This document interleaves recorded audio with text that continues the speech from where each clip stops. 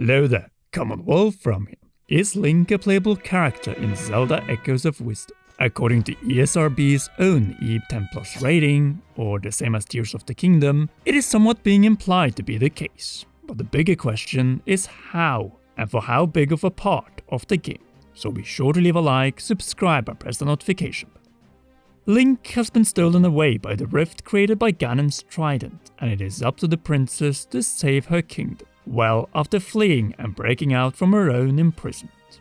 With the following ESRB rating text, a massive speculation storm has surfaced. Quote, as Link, players use a sword and arrows to defeat enemies. End quote. One short sentence, and some begin to scream that this wasn't Zelda's adventure after all, but Link's. But I would be very much careful before jumping to conclusions regarding Link.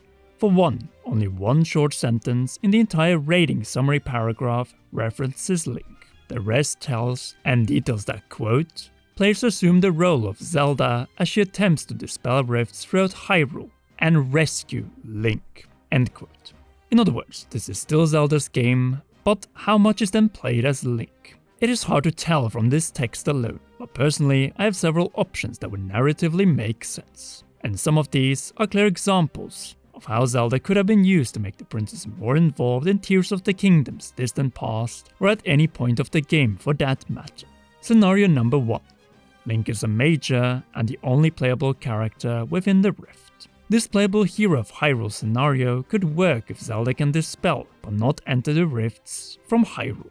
A pretty much it is too dangerous for Zelda to enter, but Link is already there scenario, and has to do the best he can with his sword, shield, and bow and arrows. Those are different from Princess Zelda in Tears of the Kingdom, who ended up in the distant past, the origin of Ganondorf and the Demon King with Raru's secret Zonai Stone. And here, we could have played as Zelda, in particular in the imprisoning war battle with the other sages against the Demon King. One that would make us more attached to Princess Zelda, and is still alive at that point, Sonia, Raru, and Minoru, plus the unnamed sages. And in this scenario, playing as Link in the rifts long before the final boss might make me even more frustrated with one of Tears of the Kingdom's greatest missed opportunities. Plus, we would miss out on an even more groundbreaking scenario tied to Link. Namely, number 2, Link is trapped and controlled by Ganon in the Rift World, but becomes playable after the fight against Zelda. Either as an echo, much like say certain characters have been in the past, take for instance the Wind Waker's command melody, or simply it could be as a switchable character.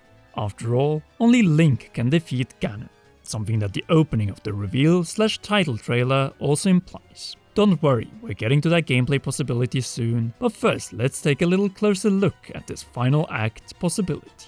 Following a long quest, Princess Zelda has finally found Link. However, a purple, corrupting aura, and as a result, the knight pulls his blade against the princess he first saved from Ganon in Hyrule. Now he confronts her in the name of Ganon. The most impactful battle in the series, where we face a powerful hero wielding his staple, or if you prefer Triforce equipment, since Zelda 1 in 1986, shield, sword, and bow. A climax requiring nearly all kinds of items and enemy echoes to overcome before the second climax of the game, the battle of the Triforce of Wisdom versus the Triforce of Courage, which ends with the return of Link, back to his normal self, and ashamed by the fact that he was used by the Demon King. I see 2 outcomes following such a duel. Number 1, Link simply becomes an echo, while he himself, exhausted by it all, doesn't take part in more of the battles. The second, and far more interesting, is that he doesn't become an echo through the wand, but rather joins Zelda and walks by her side towards the final target, Ganon. A gameplay sequence that we know will work, as that is exactly what we did with Marin during one of Link's Awakening's more emotional moments.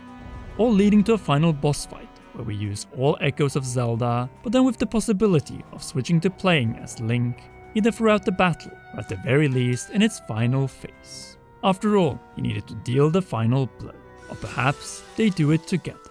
Triforce of Wisdom and Courage combined, together versus Ganon.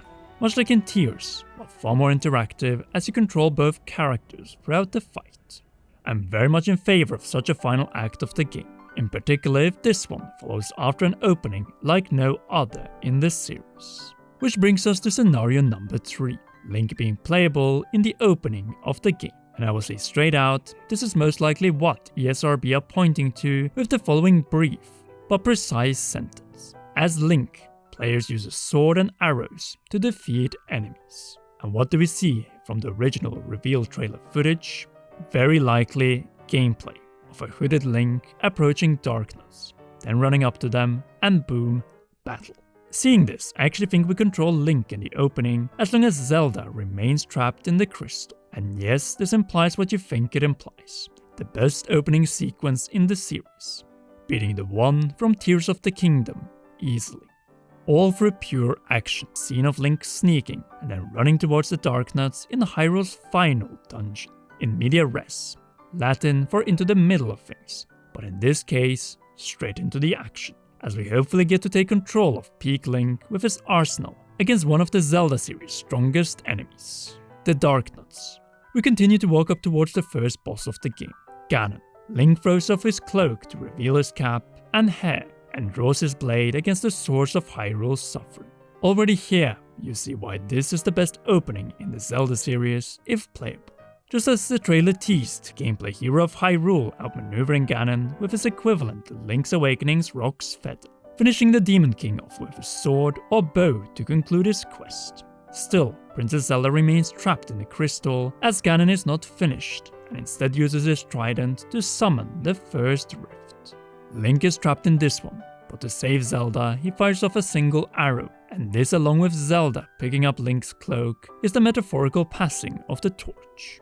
Literal when it comes to gameplay, and though with a physical passing of the torch in Tears of the Kingdom's opening, we never got to control Zelda in that one. Here it is likely to be different. But you know what would make it even better, apart from Zelda wearing Link's dropped piece of clothing? Playing parts of Link's already historic quest across at that time riftless Hyrule, which brings us over to Link gameplay scenario number 4, inside the dungeons. Obviously, Hyrule has dungeons, and most likely Link has already raided them, hence why he was able to defeat the Darknuts and Ganon. So will these staples of the Zelda series be empty as we enter them as Princess Zelda? That is indeed a possibility, and one that could make this game even more involving, as after entering said empty dungeon, Zelda recalls that Link has already been here, and all of a sudden we go a few days back in time, and take control of Link, and play inside the dungeons as him. Now that would be an amazing gameplay twist. Hyrule Overworld being Zelda's dungeon, but the traditional dungeons being played in the past as Link. Picking up the arsenal of items Link collected, and then realize that we have to face these when the possible time for versus Link arrives.